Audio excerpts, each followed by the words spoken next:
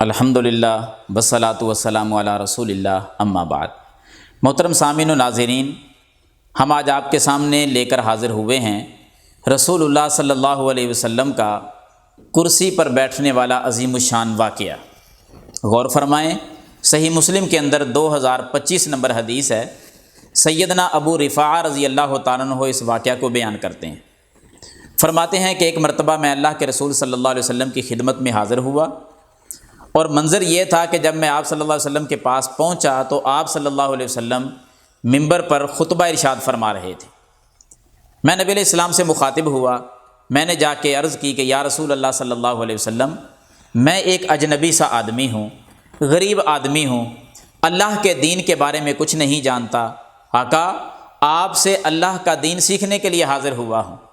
یہ بات جب اللہ کے رسول صلی اللہ علیہ وسلم نے سنی کہ اللہ کا دین سیکھنے آیا ہے، بس پھر آپ علیہ الصلاۃ والسلام کی محبت اللہ کے دین کے ساتھ کیسی تھی، میرے محبوب نے خطبہ روک دیا اور ممبر سے نیچے اتر آئے۔ ابو رفاعہ رضی اللہ تعالیٰ عنہ کہتے ہیں، ممبر سے اتر کر چلتے ہوئے اللہ کے رسول صلی اللہ علیہ وسلم میرے بالکل قریب آ گئے۔ جب نبی علیہ السلام قریب آئے، فَأُتِيَ بِكُرْسِيٍّ، وہاں نبی صلی اللہ علیہ وسلم کے لیے ایک کرسی لائی گئی۔ جب کرسی لائی گئی، میں نے کرسی کی طرف دیکھا تو ابو رفاعہ رضی اللہ تعالیٰ عنہ کہتے ہیں کہ میرا خیال ہے کہ اس کرسی کے پائے وہ لوہے کے لگے ہوئے تھے، پائے بھی بیان کیے۔ فقعد علیہ رسول اللہ صلی اللہ علیہ وسلم، اللہ کے رسول صلی اللہ علیہ وسلم اس کرسی پر تشریف فرما ہوئے، یعنی اس کرسی پر بیٹھ گئے۔ کیا کرنے لگے؟ سیدنا ابو رفاعہ رضی اللہ عنہ کہتے ہیں، میں پیغمبر کے سامنے تھا، میرے محبوب کرسی پر تشریف فرما تھے، اور اللہ کا دین پھر مجھے سکھلانے لگے، باتیں بتلانے لگے، دین سکھلاتے گئے، میں دین پیغمبر سے سیکھتا گیا، کافی ساری باتیں دین کی سمجھائیں۔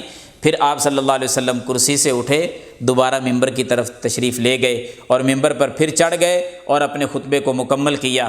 اس واقعہ کے اندر نبی صلی اللہ علیہ وسلم کے کرسی پر بیٹھنے کا واقعہ بھی بیان ہوا، اللہ کے دین کے ساتھ پیغمبر کی محبت کا بھی کمال کا اظہار ہوا، اور اجنبی اور غریب صحابہ کے ساتھ پیغمبر صلی اللہ علیہ وسلم کی محبت کا بھی کمال کا اظہار ہوا ہے۔